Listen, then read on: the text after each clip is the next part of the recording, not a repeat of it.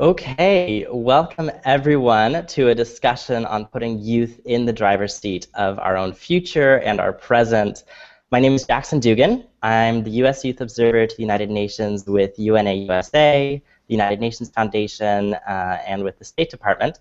And I'm joined today with several fantastic panelists that I'll introduce here shortly. And we're really going to discuss some open-ended questions on putting youth in the driver's seat of our futures and answering this $1.8 billion question, as the Youth Envoy likes to say. The $1.8 billion question representing the 1.8 billion millennials we now have as young people across the world. So my first guest joins us from Tunisia today, so it's a long-distance call. Haifa Sadiri is a youth activist. She's only 18 years old, but full of chutzpah, and she is working to change the country she lives in and the world. She works with several organizations, including BIL Tunisia, Ignite Tunisia, and Girl Up, among other organizations. Welcome, Haifa. Pleasure to have you. Hi, thank you. Our second guest is Fede Arellano, CEO and founder of Micochinito. And Fede founded Micochinito.com, which is a word-based crowdfunding platform that works with entrepreneurs in Mexico and Latin America, excuse me. He does crowdfunding for people that do not have credit cards and relatively poor internet access. His initiative has been presented and awarded not only in Mexico, but also in the US and internationally, including Panama, Colombia, and Ireland. So it's a pleasure to have Fede here with us today as well. Hello, everyone. Welcome, Fede. Our last guest is originally from Kenya, Vivian Onano. Vivian currently is an undergraduate and junior at Carthage College, majoring in biology and business administration. Her goal is to create a sustainable healthcare network and system in rural parts of Africa. And Vivian has participated in a number of global international development gatherings, including as a panelist at the Clinton Global Initiative, the Clinton Global Initiative University, and CARE International's Conference on Policy. So welcome, Vivian, and welcome all of our panelists. Let's get the conversation started. So first off, you all have an incredible array of items on your resumes, and on this International Youth Day, as we're thinking about youth and trying to ameliorate some of the social problems that we face as the millennial generation, I want to ask each of you in turn, starting with Haifa and then Faye and then Vivian, what inspired you individually to work for social change? What was the or individual or the cause that motivated your conscience to work for social change? So Haifa, let's start with you. Okay, so first of all, hello everyone, and nice to meet you all.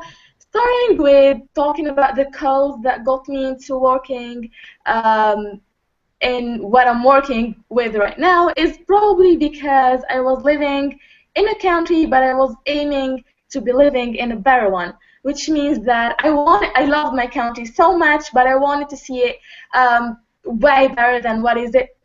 Way better than what it is actually right now. So the only solution was working by myself and along with a lot of other creative people over there to make it a better country.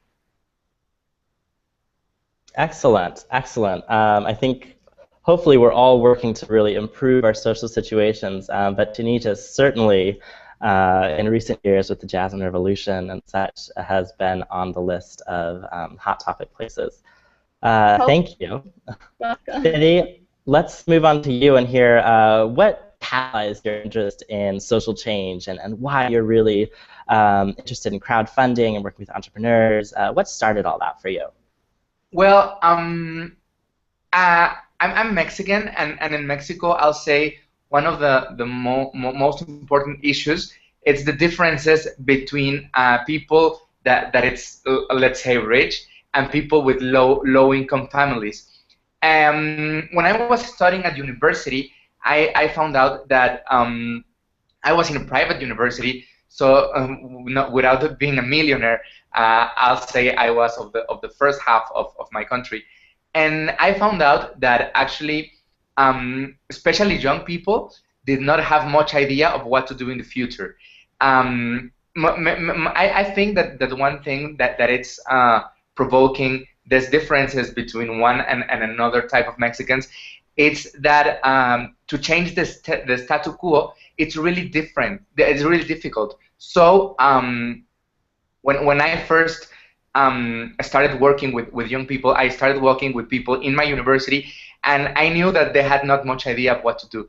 They wanted to do the same thing that their family, that their parents were doing, and keep on doing like that. But when, for circumstances of life, I get to know people of the bottom half of the pyramid in Mexico, I found out the situation was completely different.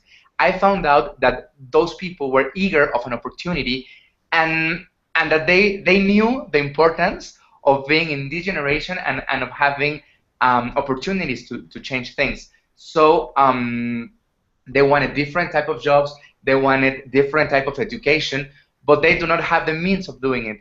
So it was very easy to inspire them. It was very easy of telling, you can do whatever you want. You actually can be a ballet dancer even though your family were plumbers, But what was different, what was the second step in doing that change, was actually financing it. So they said, oh, okay, it's fine, okay, I'm inspired, okay, I'm happy, but how am I going to pay for doing what I like? So that's why I got into crowdfunding, and then a lot of things happened that drove me to crowdfunding without credit card access, that I think we'll talk later. But the thing was that I found out that people were eager to change their situations through education and through doing what they liked. Excellent. I think that is a general consensus among individuals. In my experience, certainly young people sometimes don't know what to do. We're looking at a future, we're looking at an economic crisis that has somewhat been with us since 2008 here in the United States, and globally we're seeing that play out with Greece, we're seeing that play out in other regions. So there is this unknown. What do we do? Is there going to be economic opportunity with us in the future? And I certainly feel the same way in terms of enacting social change. So thank you for that. Vivian, let's go on to you. What really inspired you as an individual coming from Kenya and looking at healthcare systems in rural Africa? What inspired you to work for social change? Thank you, Jackson, for this opportunity. And just a clarification on my bio, I already graduated from Carthage College, working with Africa 2.0 Foundation in South Africa, and I'm a young leader with Women Deliver and youth advisor to UN Women Global Civil Society Advisory Group. So back to your question, what inspired me to work for social change? I was born and raised in rural Kenya, in western part of rural Kenya. And I came from a community that did not appreciate girls' education, and women were looked at as second citizens. So having been fortunate to go to school and get an education, be empowered, have my own voice, and have a platform to advocate on these issues, I think it's my responsibility to stand up for other girls, share the kind of life that they're living in the village and what needs to be done. And also when it comes to education, I am very passionate about education because it is because of my education that I do have a voice. And it is because of my education that I'm actually even able to engage today on International Youth Day on civic engagement of young people, and how young people can take the driver's seat to be part of the change makers for their own lives. So the life that I saw women living, and women being considered as second citizens, moving forward, it's impossible for us to achieve sustainable development, or it's impossible for us to have inclusive society when we still look at our women as second-class citizens, or when we still deny girls an education just because they're girls. So that is the inspiration behind my work, my life story, and the lives of many other girls that I still see in my village languishing in poverty, women who are actually violated by their husbands, but nothing is said, nothing is done, and it's business as usual when these are issues that actually need to be talked about need to be addressed and action has to be taken. Yes, a very visceral response to all of that. Thank you, Vivian, for sharing that. I want to direct the next question at the youngest panelist as conversation. I want to go back to Haifa and in Tunisia and ask, what advice would you give to young people who are searching and yearning for avenues to get involved when you yourself are so involved in so many different causes at such a young age? I basically have one and only advice, which is actually don't be passive, just do it. Instead of sitting there and wanting to get things, just work for yourself and get it by yourself, because nobody out there would give it to you. If you want a better country, work to make your country a better place. If you want to be successful, then work and be successful. I mean, create your own fate and do whatever you want. That is a fantastic response. Don't be passive, just do it. Yes. I like that. That's very, very to the point. So without being passive, but recognizing that we need kind of social systems for support for some of our ideas, Fede, you have created this crowdfunding platform, which is this system that facilitates exchange and conversation among individuals. So how can we really better support young people with ideas such as yours so that they come to fruition like this crowdfunding platform that you have? What systems need to be in place, but how can we support young people with similar ideas as yours? Well, I think, I mean, I can answer the question in two ways. The first way would be, actually, I think young people do not need a lot of extra help, and millennials especially. I think they do not need historically they need less help than any other young people in the history of mankind, because millennials, in difference than other young people in other generations, they are not afraid of using any of the technological means that are available now. I'll say nowadays our generation actually, the critics to our generation is exactly that they feel that are unique and that they do not of anyone. And that's because they're not afraid of using technology and they're not afraid of sharing. You know, that's why I think, for example, social networks and technology are that famous and grow that fast, because that's the way that young people do actually share what they have, and in terms of friendship, in terms of working without a tie, in terms of doing what they like, you know. And in that way, I'll say many of the young people, in my opinion, the vast majority, do not need actually help. They just need a mean of doing things. In the other way, the other way of answering the questions would be, having information and having the means is not always the only thing that it's useful for young people.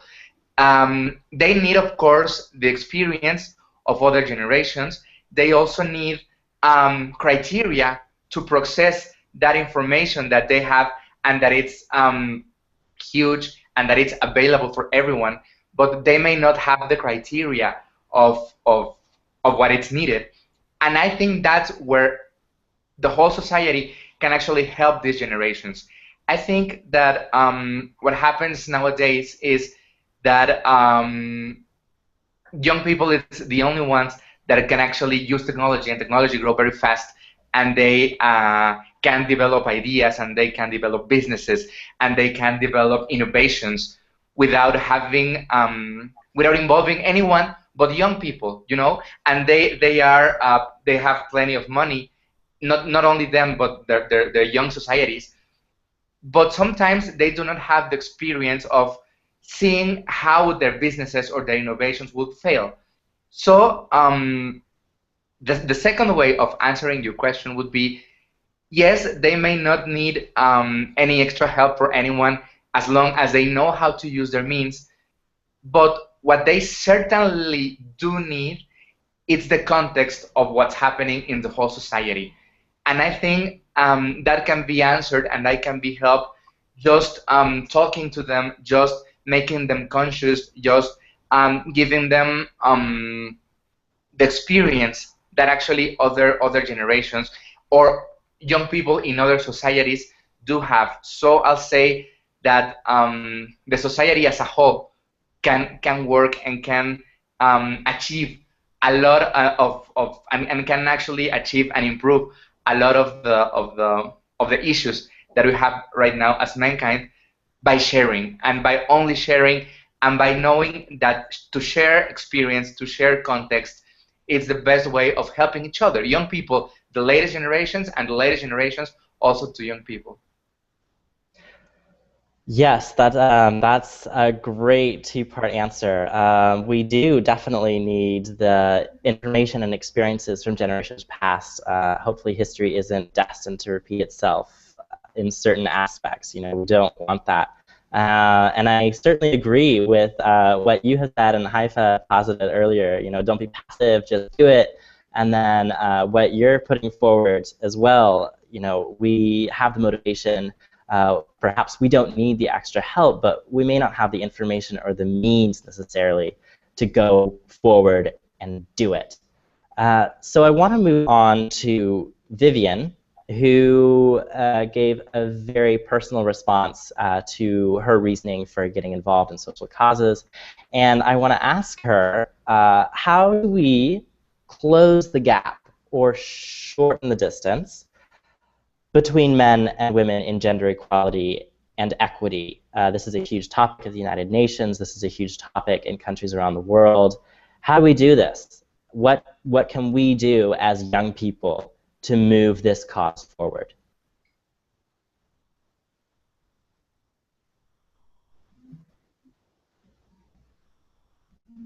And you're muted, Vivian. There you go. Sorry about that. Yeah, thank you. A wonderful question. So when it comes to gender equality, what do we mean when we talk about gender equality? I think for a long time, or part of the conversation has been gender equality is about 50-50 representation. But it's more than that. Yes, it's about 50-50 representation, but also it's about acknowledging women's rights as human rights. It's about respecting women. It's about it. And one of the ways we can be able to achieve gender equality is through access to education, making sure that our girls, making sure that our women are educated, they are empowered, they know about their rights. It's impossible for us to expect somebody to fight for their rights when they actually don't even know that they do have their rights. And back to my story I was telling you about gender violence. I've seen it happen in my close family. I've seen it happen in my community. Women are violated, but nothing happens. Tomorrow they wake up and it's business as usual because they don't know their rights. They don't know that that's not acceptable, and they should actually report. They should make sure that action is taken against the perpetrator. So we should make sure that our women are educated, they have the information, they know the structures of the leadership structures, and they know who to go to report. And us as young people, we have to make sure that we actually address gender equality as a priority in everything that we're doing, whether it's in our social enterprises, whether it's in our leadership positions. We have to make sure that gender equality is a priority because we are trying to promote cohesive existence in the different kinds of work that we are doing, different communities that we are coming from. And for us to make sure that we have to make sure that everybody has a seat at the table, every voice is valued, and nobody should be dismissed just because of their gender, which has been very unfortunate. And also when it comes to women leadership, gender equality, also to achieve gender equality, we have to make sure that we have more women in leadership positions. We make sure that their voices are heard and they're part of the implementation, they're part of finding solutions to the problems in our communities. We need to showcase more women leaders. Because, for example, when it comes to women elected in positions of power, we still have very few women still being elected in positions of power. And that's because when a woman, the question that she's going to be asked, is she married? Where was she yesterday? What is she wearing? And you look at it when men are actually being elected, they're not asked anything. He's a man, he's going to run. most definitely is going to win, which is very unfortunate. So we need to showcase more women leaders so that the community can actually come to respect women as leaders and also have them engage in the part and parcel processes of their communities that they're part of. So for gender equality to be achieved, we have to make sure that education is made a priority from primary education to high school education to tertiary and beyond, because we have to make sure that our women are empowered, they have a voice, and they're informed with the right knowledge for them to be for them to have actually the confidence to be able to participate effectively. Excellent, excellent response. Putting education first and really highlighting the interconnectivity of all the issues: education, gender equality, women's health. That's one thing that certainly I've realized with my interactions with the United Nations is all of these social problems, environmental problems, political problems are interconnected, and you can't touch one without really working a little bit on a multiple subset. Thanks, Vivian. That was a superb response and a lot for us to think about. I want to direct the next question at all of you, but I really want to go specifically into your work and what you're working with and where you want to see your work by 2050. So let's start with Fedi, and then let's go to Haifa, and then let's go back to Vivian. What change do you hope to see occur by 2050, and change with reference to your work that you're doing currently, and then just in the social system and the social climate where you're at? So Fedi, can you lead us off with that question? Straightforward. Democratizing the access to capitals. That even though you live in a poor community, in a poor city, with poor internet access, that's not a problem for you to get access to capital. I'll say that that's my answer. In 2050, everyone has democratic access to capitals, and therefore to start businesses, to develop ideas, to everything. That's fantastic. Pithy, short, that's brilliant. Democratic access to capital. Haifa, what do you see in Tunisia and Tunis, in the world, in your social climate, in your work? What do you want to see change or accomplish by 2050? 2050, it's still the 21st century, right? 2015 Yeah. or 2050, 21st century. So instead of aiming to the best in 2050, why not just starting by now? I mean, the 21st century is 21st century after all. We have everything right now. We should not wait for 2050 or 2060, just start now and see the results later. Talking about the results again, I think I really want to see everyone working for creating the person you want to be, because when you're a kid in Tunisia, and I think in the world, we basically want to be whether an engineer or a doctor. In 2050, I want to see people wanting to become what they really want to become, not really caring about labels, about what the society forces them to be, or all the pressure they have growing up in Tunisia or in the world. Okay, excellent. The freedom of choice, the freedom of going after and pursuing your own destiny and creating your own destiny. I think that's incredibly important. And who could disagree with that? Allowing someone to pursue their dreams and make a living off of it and be happy from that, for sure. And that freedom of choice is compromised in a lot of places today. So that's definitely something we all need to consider on this International Youth Day. And let's go to Vivian.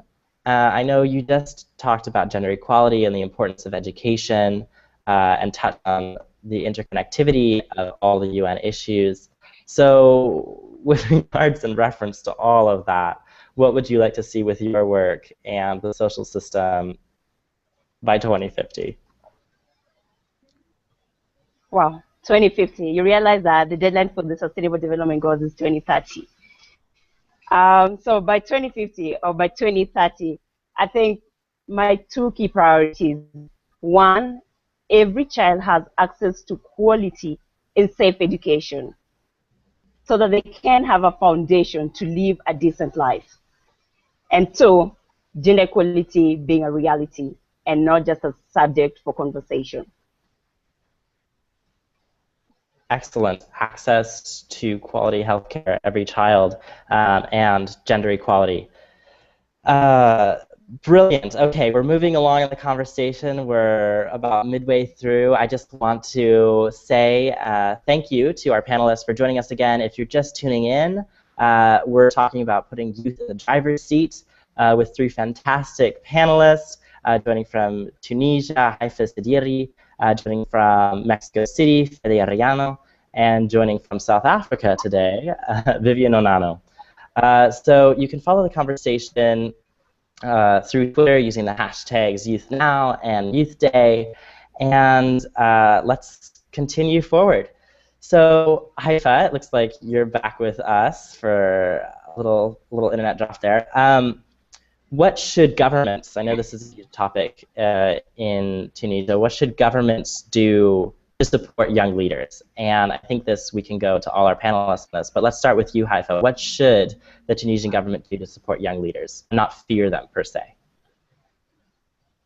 Okay, so I think the government should start by financing people. I mean, the very young entrepreneurs and stuff, and people who really want to, I mean, become something after all. The leaders who want to lead, instead of just educating them. Okay, I know education is very important, but the whole educational system in the world is not really something very inspiring, let's say. So after the first step, which is getting inspired by themselves and trying to inspire themselves using all the technology over there, the second step is that the government should start financing them and making the thing a bit easier, probably, instead of doing all the stuff by yourself. That's what they should do.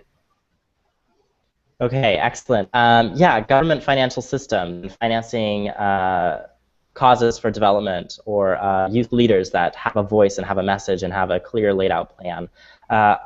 Absolutely. A lot of times I think that financing that lack of capital, that lack of capital we see in young people is difficult to overcome when millennials are working so hard not only to support themselves, but also when they're youth leaders, the vision that they see and creating those social networks that take time and take capital. So on the subject of capital and government financing, Fede, how do we take that to the government? What systems need to be promulgated? What systems need to be instituted at the government level to support young leaders? I'll say a phrase that is actually an instruction to governments, and it is be an example. I think that's the best way governments can actually help and can actually implement initiatives of young people. Be an example. I mean, governments, at least in my country, are, and nowadays, hearing a lot of what young people have to say, are actually financing and putting in practice a lot of the initiatives that young people have in order to be a better country. But what's missing is that young people also need a little bit of guidance. And government is not providing that guidance because it is not being an example. At the time the government stopped being corrupted, at the time governments stopped thinking for themselves instead of thinking for the people, at the time those practices stops, then the match with experience, economic resources, the use of technology and ideas would be great. So I'll say financing, it is very important. Putting to practice initiatives, it is also very, very important. But the best way that governments can actually support any young people action is being an example. You know, being an example of honesty, being an example of will to change things. When we see that in governments, then I think we could be a great match. Excellent. Financing and leading by example. Rightly so. Be the change you wish to see in the world. Applied to the government level. Exactly. Yes, and especially thinking about that guidance and that mentorship that we need. Before we go on to Vivian to answer this question, I just want to flesh that out a little bit because sometimes as young leaders, we look for guidance and we look at mentors, but it's often difficult to find those individuals. So Fedi, and then maybe Vivian, as you answer your question, the question as well. Fedi, how do we flesh out guidance? Where do we look for? Where can we gain the information and the means that we need in order to facilitate these conversations? We need guides. Where are they? Well, I don't know. I mean, I wish I knew where to find that. In my experience, what needs to be done in order to find this guidance is just as Haifa said, not being afraid of asking everyone, you know, because the best guidance can be the government, but can also be the people at the corner store, but can also be your grandma, or can also be your brother that lives just next to your room. So I'll say, I don't know, but it's very important for people to actually do not be afraid of looking for that guidance. And that's why the government's participation is very important, because when we reach them in order to find guidance, we find people that do not have a lot of will to help. So that's my answer. I don't know the final destination, but I know that the way passes through not being afraid of answering and tell everyone your story and tell everyone what you want to do. Perfect. That's a perfect response. I think it's a question that I often have. Where do I find guidance? I'm looking around for it. I'm looking for someone to help with these causes and to give some direction, and it's often difficult to find. So Vivian, on to you with the same question. What should government leaders do? And then this guidance thing thrown in there. What should governments do to support young leaders in their causes and in their fight? We have financing young leaders mentioned by Haifa and elaborated on by Fedi, and then these leading by example, the government should institute youth ideas and youth policies that Fedi put forward. What do you say? What do you have to add to this? I think I'm going to first answer the second question on guidance. And in my opinion, I think we need to promote more of intergenerational dialogue, because we can't just exist as young leaders and then another generation. We have to find a way of cohesively existing both the older generation and the young generation, so that we can actually take advantage of the older generation, learn from them, learn their best and their worst practices, learn from their mistakes, and also share our ideas with them, get their feedback. So that will be more of like mentoring from both ends. We are learning from them, they're learning from us, because there's so much that has changed during their lifetime, and as of the youngest generation, there's so much that's changing during our time that we can be able to share and learn and be able to coexist peacefully. So I think that's one way of getting mentorship, because I actually the whole mentorship program for our whole country. And when it comes to government supporting young leaders, first of all, it's government not seeing young leaders as troublemakers.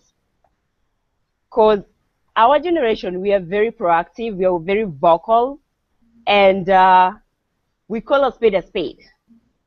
And we call a spade in that when a government official is involved in corruption, we are definitely going to call them out. And I think that's the same way we should hold ourselves as young leaders accountable.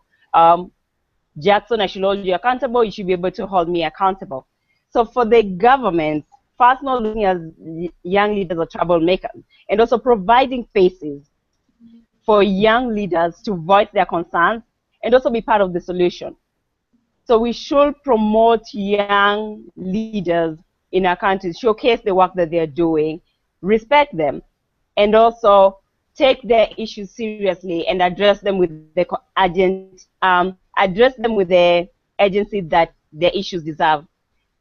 So I think when it comes to government, I think providing those safe spaces and making sure that young people can actually talk and can be listened to and have a space at the table with the government leaders, with the policymakers, and actually be respected in be respected and their contributions be taken actually seriously. And when it comes to financing for their development, it's not only about financing. It's also about creating networks for young people to reach out to each other. It's also about mentoring. It's also about sponsorship. It's also about creating the platforms for them to showcase their work. Yeah. That's excellent. Creating those safe spaces for discussions, creating that platform, and having young people not be afraid to go into that space and to discuss their ideas and to give a fresh perspective on a lot of these problems, which is one thing that I am captivated with at the United Nations, that it is this safe place for individuals from the government sector and non-governmental sector to come together and discuss global problems that currently we do not have a solution to. So thank you very much, all of you, for answering that question and putting forward some excellent ideas. I want to go back to Haifa a little bit and talk about Girl Up. So some people who are joining us assuredly have questions about Girl Up. I do, and I've interacted with individuals that work with the organization all the time. Could you tell us a little bit more about your work with Girl Up? What is Girl Up, and how can viewers get involved with this organization? Girl Up is an organization who's working under the United Nations, and it is pretty open to everyone. So first, it depends whether there's a Girl Up in your country or not, because there's a Girl Up in Tunisia, Girl Up in the United States, probably. Girl Up, first there's the leader who's going to get it to its own country and start launching the organization through it, asking people to join and people joining, and that's how you start it. I mean, pretty much like every single other organization in the world. It is pretty open. It works on gender equality, on empowering women, on making a better future, basically. So yeah, if you're interested in it, just join it. If you're interested in it, just join it. Very good, and I agree 100%. And who can be interested in promoting gender equality and working towards the ideals of Girl Up and equal access to education, for sure. Haifa, I want to ask you a subsequent question. Who do you draw your inspiration from? You're so young, and you're incredibly motivated, and you don't let anything stop you on your road to progress. Where do you get all of that energy and your inspiration? Again, it's the 21st century, so yeah, I get it from everywhere, from bloggers, from YouTube. I mean, wakey people. Inspiration is everywhere. You just need to look into it, to look into details. Like sometimes you just see a flower and you think, oh, that's beautiful. That's how you get your inspiration. I mean, plus books really help. So people should read, probably, right? Very good, very good. We get it from everywhere, and that's certainly the case. Vivian, I'm going to bounce back to you. And you have a much more impressive resume than I initially introduced you as, and my sincere apologies for introducing you as still a junior at Carthage University. So you work with UN Women, you work in South Africa. Can you elaborate a little bit on UN Women and your work and what you're doing in South Africa currently, and maybe how some of the viewers can get involved personally with the organizations that you touch on a daily basis?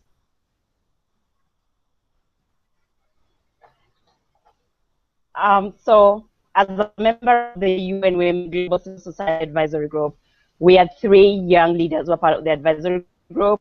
I have a colleague from Libya, and I have a colleague from Sri Lanka. So Ala from Libya and Dakshita from Sri Lanka. And as youth representatives, our work is to advise the Global Civil Society Advisory Group on how to engage with young people when it comes to achieving gender equality and women's empowerment. So through the different youth groups that we are part of in our countries, in our regions, share the work that UN Women is doing, and also get the views of the young people on how they would like to be engaged with UN Women, or how they would like to promote gender equality and women's empowerment. And with Africa 2.0, Africa 2.0 is an advocacy organization that's focused on investing in young leaders from across the continent. So in my role, I'll be working with them to promote youth leadership from across the continent. Excellent. Promoting youth leadership from across the continent, and that's certainly something that I've also come up with or encountered with my interactions with youth delegates at the United Nations from African nations. And it's been a powerful force, very impassioned individuals for youth leadership and youth engagement, and fantastic messages that they're working to share at the United Nations and internationally. Fedi, I'm going to jump back over to you and ask the same of you to elaborate a little bit more on your work and how people can get involved with what you're doing, promote the message that you're sharing in terms of equalizing access to capital. Give us a little bit more information on your organization and how other people with similar ideas can get involved. Oh, okay. Well, my initiative, it's called micochinito.com, and that's actually the website, and it's the Spanish translation for mypiggybank.com. What we do is crowdfunding, just like Kickstarter does. This is an internet platform where people can actually finance their ideas by little participations, economic participations of their communities. These ideas can be either entrepreneurial or artistic or innovation and many other communitarian and many other type of initiatives. But the thing about Micochinito is that different to Kickstarter, we're focused on people that do not have credit cards and has poor internet access, and that's the challenge. You know, in Mexico, nearly 30% of the people have credit cards, but 74% of the population have Facebook or social network. So that's quite different. So what we do is we use this penetration on social networks, and we somehow develop strategies of them to finance their projects without having to go to a credit card. We do this through SMS technologies. We do this through giving little tours on ATMs, where actually population can put money on the ATMs that are actually developed by Micochinito.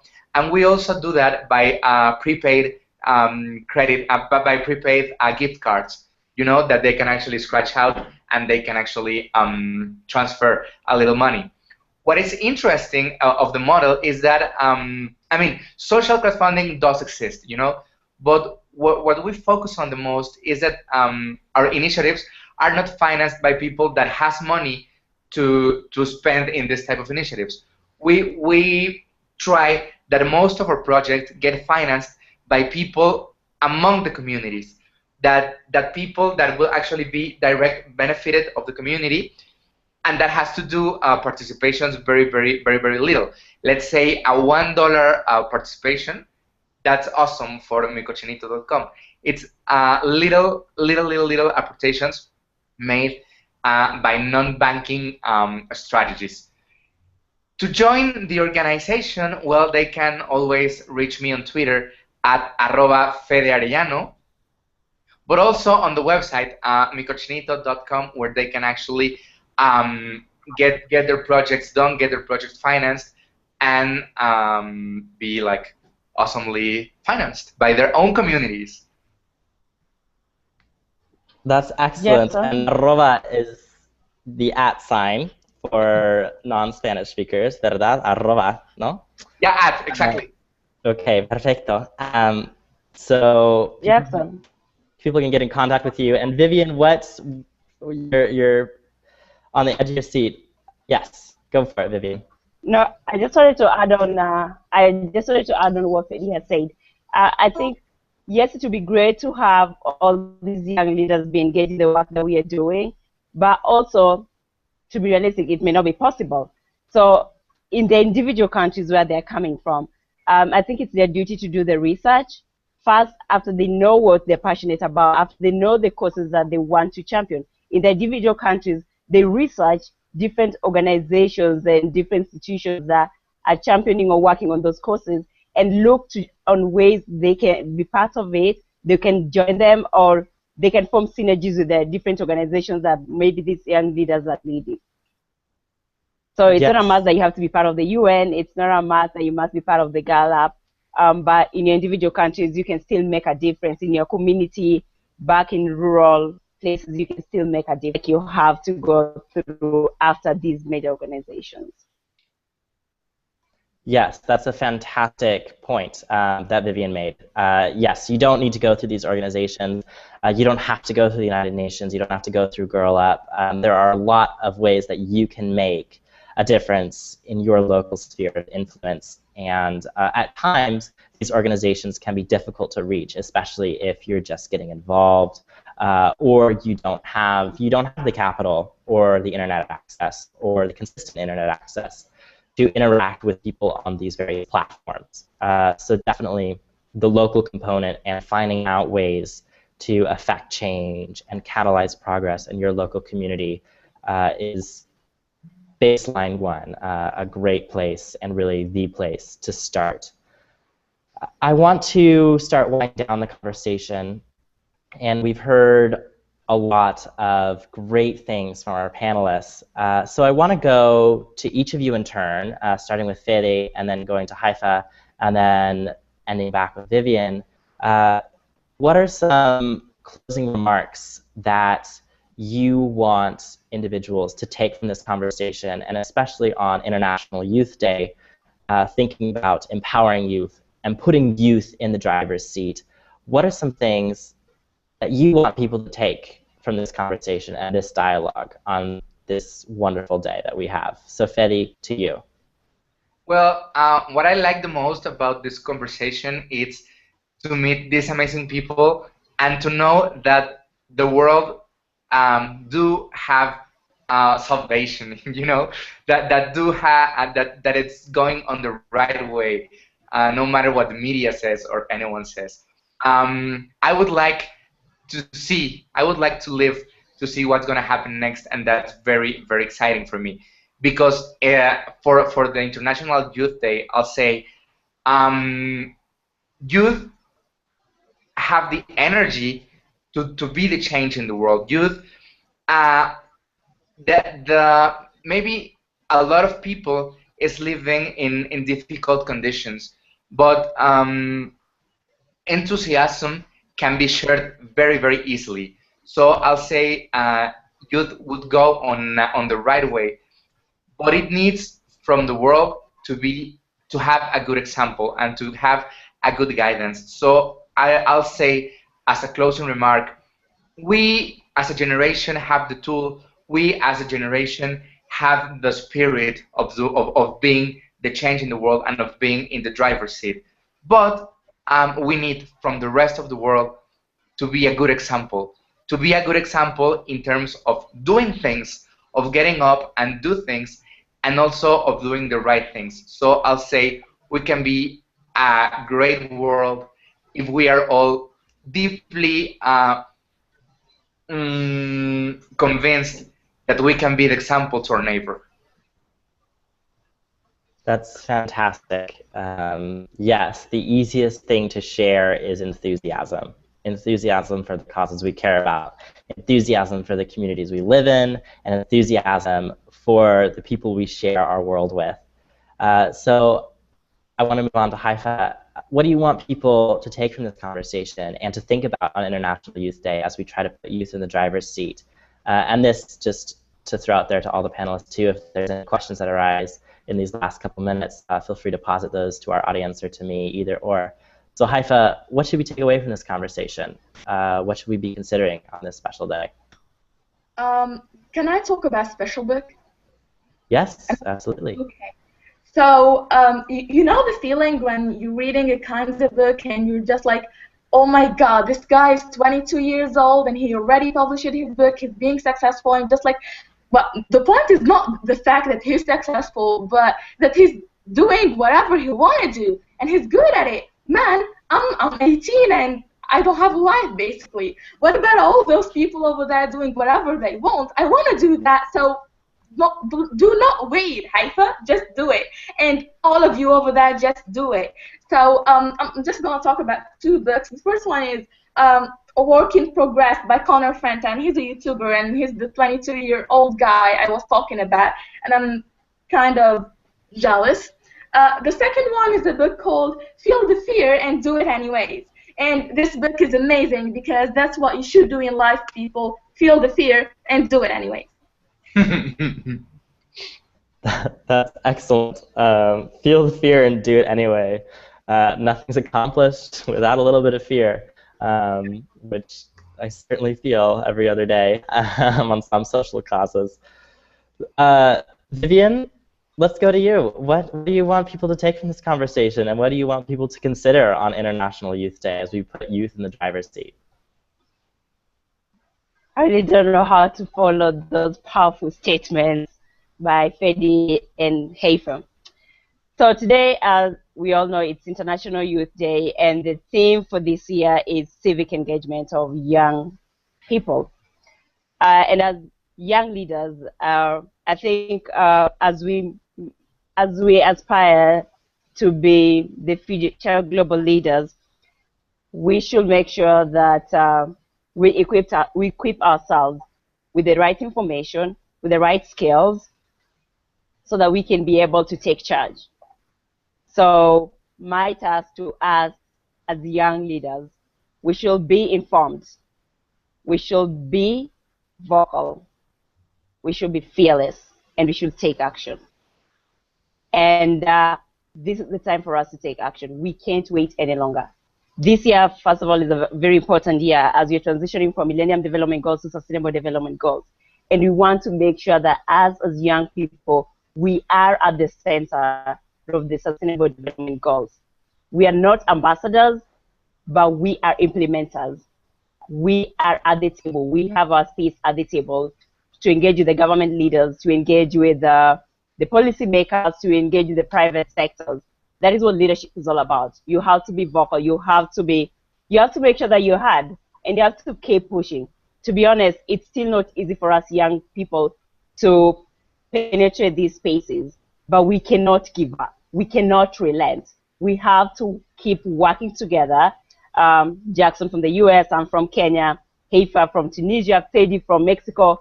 We have to be a united force if we actually want to achieve the goals that we want to achieve. If we actually want to make the world shake, we have to be a united force, and we have to keep pushing. There's no time to relent. There's no time to sit. There's no time to be complacent. We have to keep moving forward, but we have to be informed, because information is vital. Information is going to be our power. It's going to be our weapon for us to be able to be successful in whatever we want to do. And also we have to make sure that we use the available tools, technology, social media. Let's use them to build ourselves. Let's use them to build a movement. Let's use them to champion our causes. Let's take all these available resources and use them to our advantage. Young people today, we as young people today, we are very proactive, and we want to see the change. We want to be part of the change. We want to be part of the system.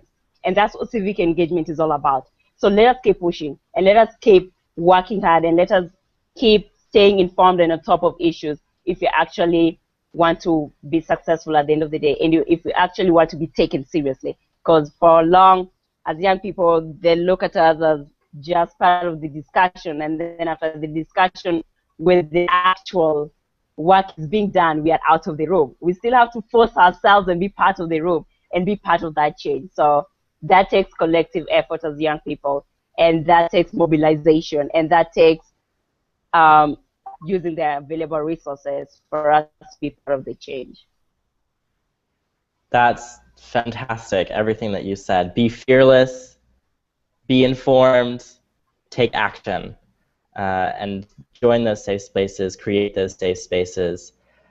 Unfortunately, we're about out of time, but the conversation does not end here. It continues online, as always. On this International Youth Day, you can follow this conversation and conversations occurring across the world with the hashtags YouthNow and Youth Day.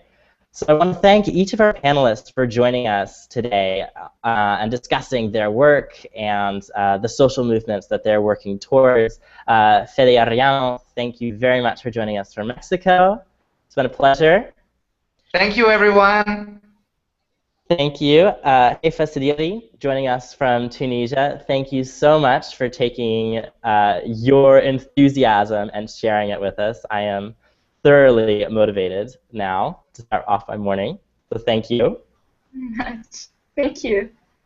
And Vivian Onano, thank you so much for joining us from South Africa today and sharing the work that you do with UN Women and a multitude of other organizations.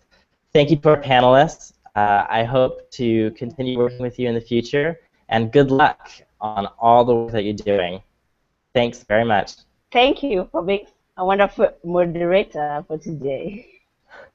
It's been my